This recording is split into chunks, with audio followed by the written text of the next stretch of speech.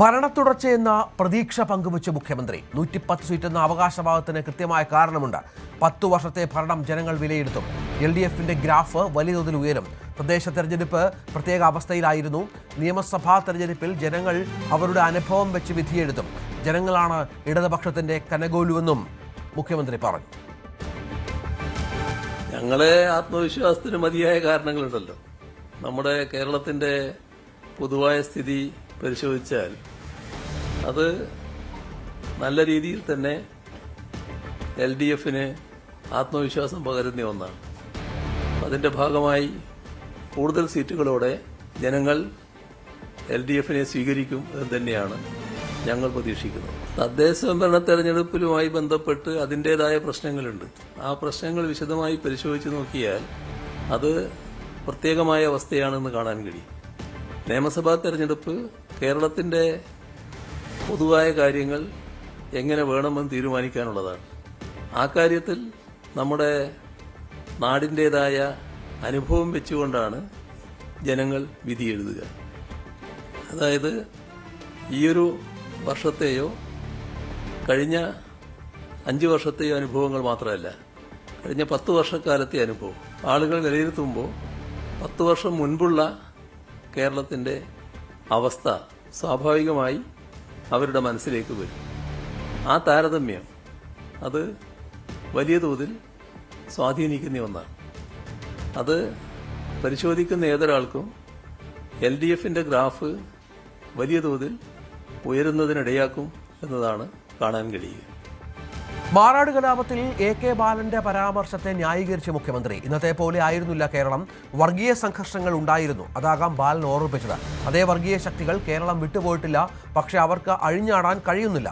മതനിരപേക്ഷത ശക്തിപ്പെടുത്താനാണ് ഇടതുപക്ഷം പറയുന്നത്. BJPക്കോ രാജീവ് ചന്ദ്രശേഖറിനോ അത് താല്പര്യമില്ല. ന്യൂനപക്ഷങ്ങൾ സംഘടിത ശക്തി ഉപയോഗിച്ച് ഗവൺമെന്റിൽ നിന്ന് കൂടുതൽ ആനുകൂല്യങ്ങൾ നേടുന്നുവെന്നാണ് മുഖ്യമന്ത്രിയായിരുന്നപ്പോൾ ആന്റണി പറഞ്ഞത്. ഇതൊക്കെ പറഞ്ഞുകൊണ്ടാണ് ആന്റണി രാജി പ്രഖ്യാപിച്ചതെന്നും മുഖ്യമന്ത്രി കൂട്ടിച്ചേർത്തു. ഇന്നത്തെ കേരളം നമ്മുടെ രാജ്യത്തിന് മുന്നിലൊരു മാതൃകയാണ്.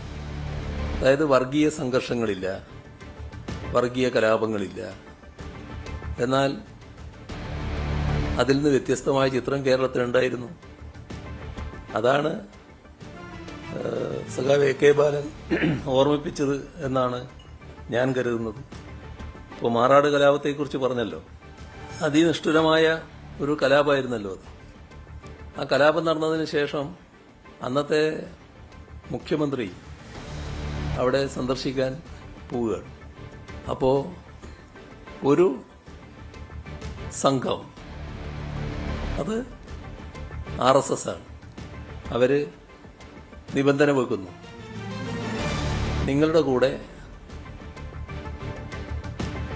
നിങ്ങളുടെ കൂട്ടത്തിൽ ഇപ്പോഴുള്ള മന്ത്രി വരാൻ പാടില്ല.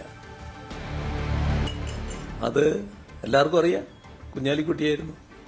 AK ആന്റണി അങ്ങോട്ട് പോകുമ്പോൾ കുഞ്ഞാലിക്കുട്ടിയെ കൂടെ കൂട്ടിയില്ല. ഇവരുടെ അനുവാദം വാങ്ങിക്കൊണ്ട് പോകുന്ന അവസ്ഥയുണ്ടായിരുന്നു. UDFന്റെ നിലപാടുകളുടെ ഭാഗമായാണ് വർഗീയ പ്രശ്നങ്ങൾ ആളിക്കത്തുന്ന നിലയുണ്ടായത്. അതിന്റെ ഭാഗമായി UDF ഈ പറയുന്ന തരത്തിൽ ഒരു നിലയുണ്ടായാൽ എന്തായിരിക്കും എന്നതാണ് സഖാവ് ബാലൻ പറയാൻ ശ്രമിച്ചത് എന്നാണ് ഞാൻ കരുതുന്നത്. JB കോശി കമ്മീഷൻ റിപ്പോർട്ടുമായി ബന്ധപ്പെട്ട് ആർക്കും ആശങ്കയും ആശയക്കുഴപ്പവും വേണ്ടെന്ന് മുഖ്യമന്ത്രി പിണറായി വിജയൻ. ആശങ്ക മാറ്റാൻ ഫെബ്രുവരി 6-ന് ചർച്ച നടത്തും. ശുപാർശകൾ സംബന്ധിച്ച് തെറ്റായ വാർത്തകൾ വരുന്നു. 284 ശുപാർശയും 45 ഉപശുപാർശയും ഉണ്ട്. 220 ശുപാർശകളിൽ നടപടിയായെന്നും മുഖ്യമന്ത്രി പറഞ്ഞു. ഇക്കാര്യത്തിൽ ആർക്കും ആശങ്കയുണ്ടാകേണ്ടതില്ല എന്നാണ് വ്യക്തമാക്കാനുള്ളത്. ഇത് സംബന്ധിച്ച് ഒട്ടേറെ ആശയക്കുഴപ്പങ്ങളും അവ്യക്തതകളും നിലനിൽക്കുന്നതുകൊണ്ട് ഇതുമായി ബന്ധപ്പെട്ട് കാര്യങ്ങൾ അറിയാൻ താൽപ്പര്യമുള്ള ന്യൂനപക്ഷ വിഭാഗത്തിലെ ഒട്ടേറെ സംഘടനകൾ അവരെ ഫെബ്രുവരി 6-ന് വെള്ളിയാഴ്ച വിളിച്ചു ചേർക്കുന്നുണ്ട്. സെക്രട്ടേറിയറ്റിലെ മുഖ്യമന്ത്രിയുടെ കോൺഫറൻസ് ഹാളിൽ യോഗം ചേർന്നുകൊണ്ട് കാര്യങ്ങൾ അവരുടെ മുന്നിൽ വിശദമാക്കാൻ ഉദ്ദേശിക്കുകയാണ്. ലോ കേരള സഭയുടെ മറ്റൊരു എഡിഷന് കൂടി സംസ്ഥാന സർക്കാർ ഈ മാസം 29 മുതൽ 31 വരെ ലോ കേരള സഭ സംഘടിപ്പിക്കുമെന്ന് മുഖ്യമന്ത്രി അറിയിച്ചു. ലോ കേരള സഭ ധൂർത്തെന്ന മുൻ നിലപാടിൽ തന്നെയാകും പ്രതിപക്ഷം നിലകൊള്ളുക. വി അരുൺ ഏറ്റവും പുതിയ വിവരങ്ങളുമായി ചേരാൻ. അരുണ്, മുഖ്യമന്ത്രി ഇന്ന് പറഞ്ഞതിൽ പ്രധാനപ്പെട്ട ഒന്ന് ഭരണവുമായി ബന്ധപ്പെട്ട ആത്മവിശ്വാസമാണ്. അത് ഉണ്ടാകും, ജനം വിലയിരുത്തും എന്നും പറയുന്നുണ്ട്. മാറാട് വിഷയത്തിലുള്ള പ്രതികരണം ബാലന് അനുകൂലമായുമുണ്ട്. മറ്റെന്തൊക്കെയാണ് വിവരങ്ങൾ?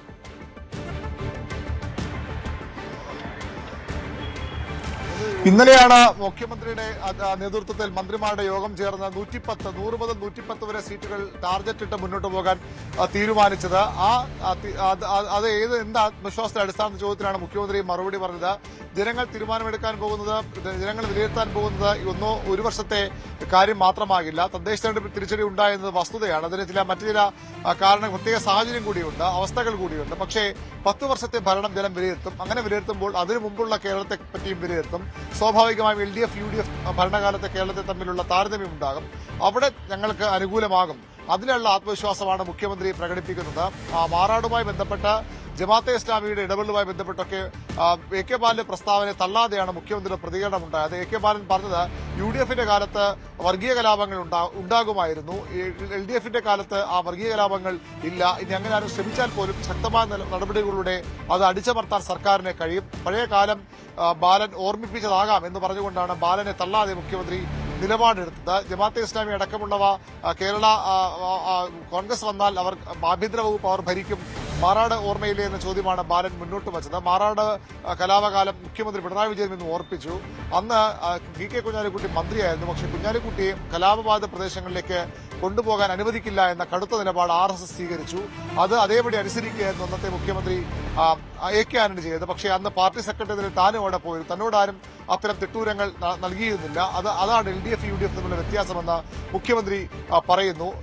വർഗീയതയെ എതിർക്കുന്നത് എന്നും ഇടതുപക്ഷ നിലപാടാണ്. അതിൽ ഓരോ കാലഘട്ടത്തിലും മാറ്റമുണ്ടാവുകയില്ല, സ്ഥായിയായ നിലപാടാണത്. പക്ഷേ UDF ചെയ്തത് എന്താണ് എന്ന് ചോദിച്ചുകൊണ്ട് UDFന്റെ പ്രധാനപ്പെട്ട നേതാക്കൾ, കോൺഗ്രസിന്റെ പ്രധാനപ്പെട്ട നേതാക്കൾ, AK ആന്റണി ഉൾപ്പെടെയുള്ളവർ നേരത്തെ AK ആന്റണി മന്ത്രിസ്ഥാനം രാജിവെക്കുന്നത് തൊട്ടുമുമ്പ് നടത്തിയ ന്യൂനപക്ഷ വിരുദ്ധ മുസ്ലിം വിരുദ്ധ പ്രസ്താവനകളുണ്ട്. മലപ്പുറത്തുള്ളവർ കൂടുതൽ ആനുകൂല്യങ്ങൾ സർക്കാരിനെ സമ്മർദ്ദത്തിലാക്കി നേടിയെടുക്കുന്നു, അത് അനുവദിക്കാനാകില്ല നിലപാട് ആന്റണി അന്ന് പറഞ്ഞത്.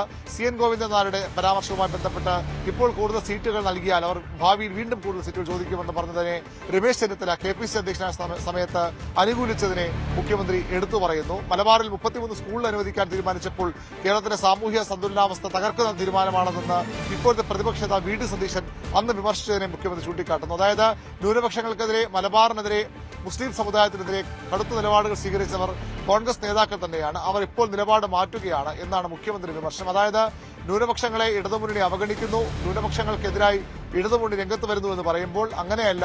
കോൺഗ്രസ് നേതാക്കളുടെ പൂർവ്വകാല പശ്ചാത്തലം കൂടി നോക്കണം, അവരുടെ പ്രസ്താവനകൾ കൂടി നോക്കണമെന്ന് പറഞ്ഞുകൊണ്ട് കോൺഗ്രസിനെ കടന്നാക്രമിക്കുകയാണ് മുഖ്യമന്ത്രി പിണറായി വിജയൻ ഇന്ന് ചെയ്തത്. ജമാഅത്തെ ഇസ്ലാമിയുമായി ബന്ധപ്പെട്ട് ജമാഅത്തെ ഇസ്ലാമിക്കെതിരെ ഇന്ന് BJPയുടെ സംസ്ഥാന അധ്യക്ഷൻ രാജീവ് ചന്ദ്രശേഖർ ചില വിമർശനങ്ങൾ നടത്തിയിരുന്നു. AK ബാലൻ പറഞ്ഞതും അതും ഒരുപോലെയല്ലേ എന്ന ചോദ്യത്തിന് രാജീവ് ചന്ദ്രശേഖറും BJPയും സ്വീകരിക്കുന്ന നിലപാടുകളല്ല തങ്ങളുടേത്.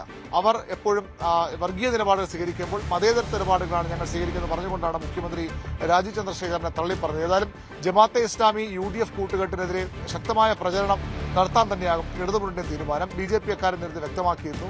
BJPയും CPMഉം ആ വിഷയത്തിൽ കോൺഗ്രസിനെ കടന്നാക്രമിക്കുകയാണ്. വരുന്ന നിയമസഭാ തെരഞ്ഞെടുപ്പിൽ ഏറ്റവും പ്രധാനപ്പെട്ട വിഷയങ്ങളിലൊന്നായി അത് മാറുമെന്നും ഉറപ്പാണ്. ഏതായാലും മുഖ്യമന്ത്രി പിണറായി വിജയന്റെ വാർത്താ സമ്മേളനം ഇനി ആഴ്ചതോറും ഉണ്ടാകാനുള്ള സാധ്യതയാണ് നമ്മൾ കാണുന്നത്. 25-ാം തീയതി അദ്ദേഹം നടത്തി, പിന്നീട് ജനുവരി 1 നടത്തി, ഇപ്പോൾ വീണ്ടും ഈ ആഴ്ചയും വാർത്താ സമ്മേളനം നടത്തുക. 24-ന് അദ്ദേഹം നടത്തിയിരുന്നു. ആദ്യം ഇന്നും വാർത്താ സമ്മേളനം നടത്തുകയാണ്. തുടർച്ചയായി മാധ്യമ ഇടപെടലുകൾ നടത്താൻ മുഖ്യമന്ത്രി തീരുമാനമെടുത്തിരിക്കുന്നു. തെരഞ്ഞെടുപ്പ് വളരെ കുറച്ച് ദിവസങ്ങൾ മാത്രം അകലെയാണ്. കൃത്യമായി കാര്യങ്ങൾ ജനങ്ങളോട് വിശദീകരിക്കാൻ മാധ്യമങ്ങളെ തന്നെ ഉപയോഗിക്കാൻ മുഖ്യമന്ത്രി തീരുമാനമെടുക്കുകയാണ്.